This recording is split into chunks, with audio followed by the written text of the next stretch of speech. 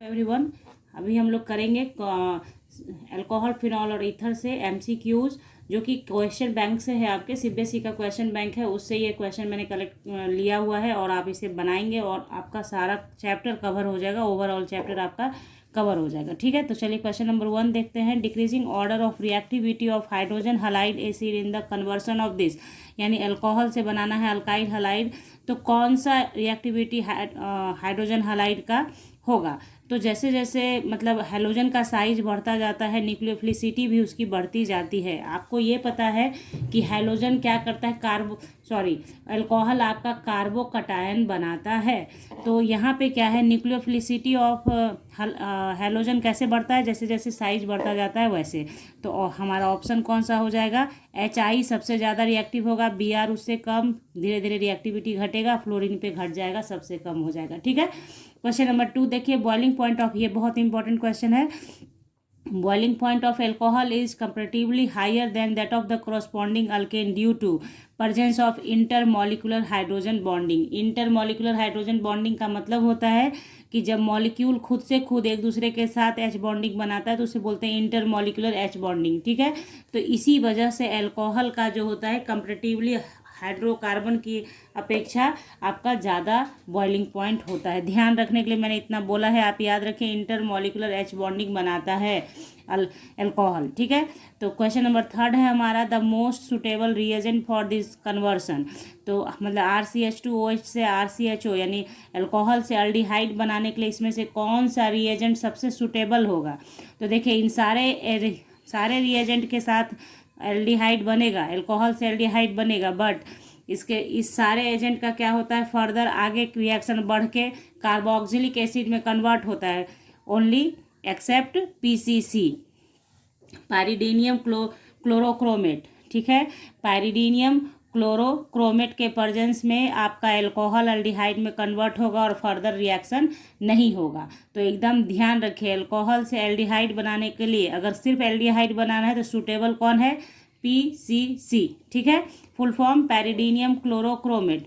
Okay, question number 4 है हमारा, the correct order of dehydration of alcohol. तो ध्यान रखिए, correct order of dehydration of water क्या है, सबसे मतलब 3 डिग्री एल्कोहल डिहाइड्रेशन सबसे पहले शो करेगा। डिहाइड्रेशन मतलब वाटर को लूज करेगा, वाटर मॉलिक्यूल लूज करने की टेंडेंसी किसकी ज़्यादा होगी, तो 3 डिग्री एल्कोहल की, उसके बाद 2 डिग्री और सबसे कम 1 डिग्री एल्कोहल, यानी 1 डिग्री एल्कोहल वाटर लूज करेगा ही नहीं, डिहाइड्रेशन में पार्टिसिपेट ही वो नहीं करता है।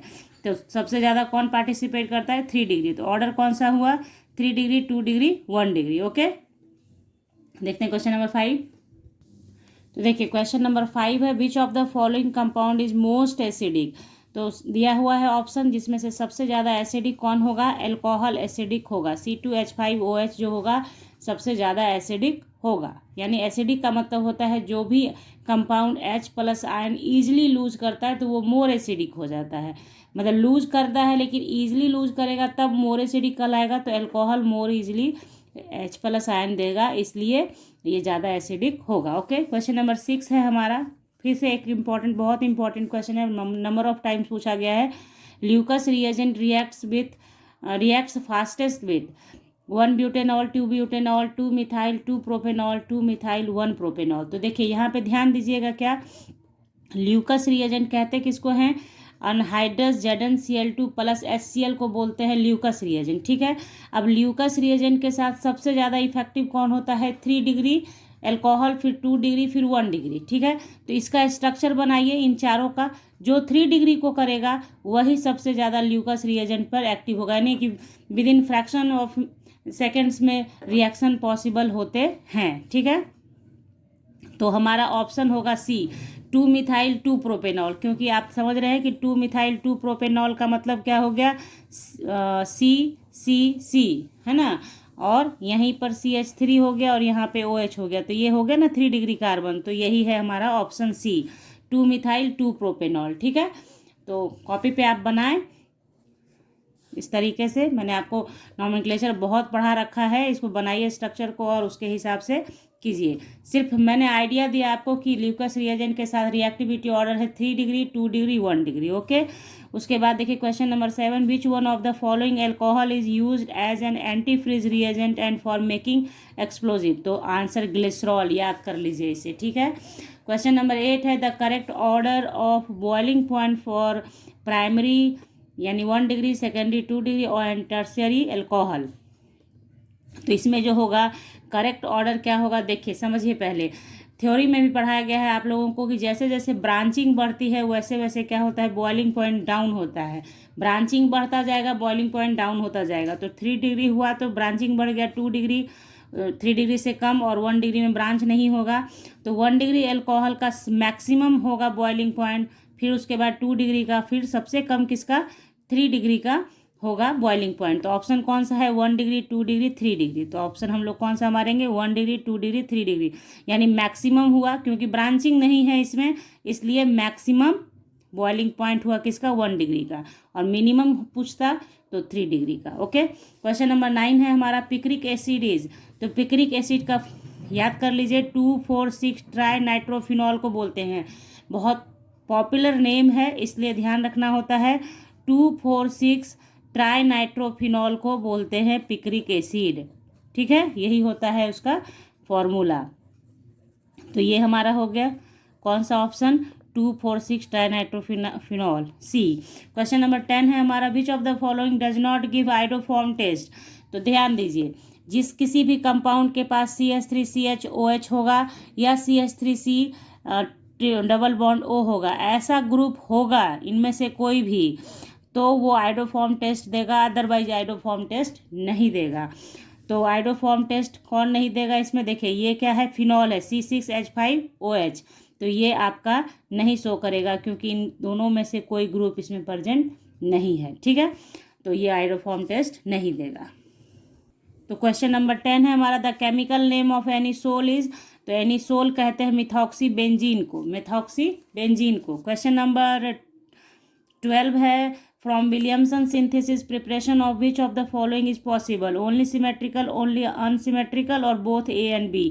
तो जान लीजिए विलियमसन सिंथेसिस को ही विलियमसन ईथर सिंथेसिस के नाम से भी जानते हैं, और ये एक ऐसा प्रोसेस है ईथर बनाने का जिससे सिमेट्रिकल और अनसिमेट्रिकल दोनों ही बन सकता है। तो ऑप्शन कौन सा जाएगा, सी। ऑप्शन कौन सा जाएगा, सी, ठीक है।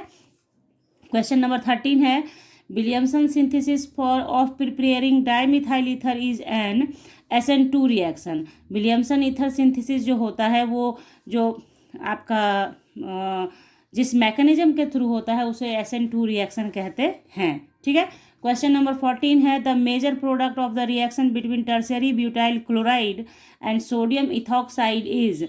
तो देखिए टर्शियरी ब्यूटाइल क्लोराइड इसको बोलेंगे, सोडियम इथॉक्साइड ये हो गया।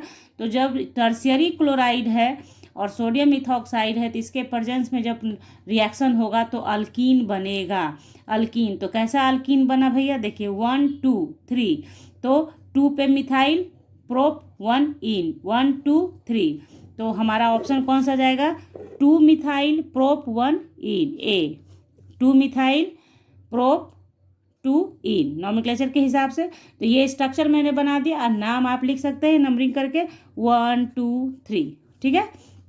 तो इस तरीके से तो यहाँ पे हम लोगों ने अपना अल्कोहल, फिनॉल और ईथर से 14 क्वेश्चंस किए हैं जो कि क्वेश्चन बैंक से लिए गए हैं, ठीक है।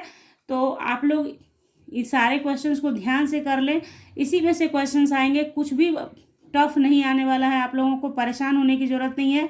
ध्यान रखिए जो क्वेश्चंस को मैंने स्टार मारा है, जिसको कहा है कि ये बहुत इसमें से एक भी क्वेश्चन ऐसा नहीं है कि जो इम्पोर्टेंट नहीं है, लेकिन जो उसमें भी इम्पोर्टेंट है VVI वो मैंने आपको बताते गई हूँ बीच बीच में आप लोगों से। तो चलिए ठीक है, क्वेश्चन का प्रैक्टिस कीजिए और अच्छे से पढ़ाई करते रहिए, एग्ज़ाम दीजिए बढ़िया से। All the best for your examination. तो मिलेंगे आपसे नेक्स्ट क्लास में, और सब्सक्राइब कर लीजिए चैनल को विथ बेल आइकन, ताकि जैसे ही वीडियो और डालूंगी मैं तो आपके पास नोटिफिकेशन पहुंचेगा। तो मिलते हैं आपसे नेक्स्ट क्लास में, तब तक के लिए bye, thank you, take care, have a nice day बच्चों।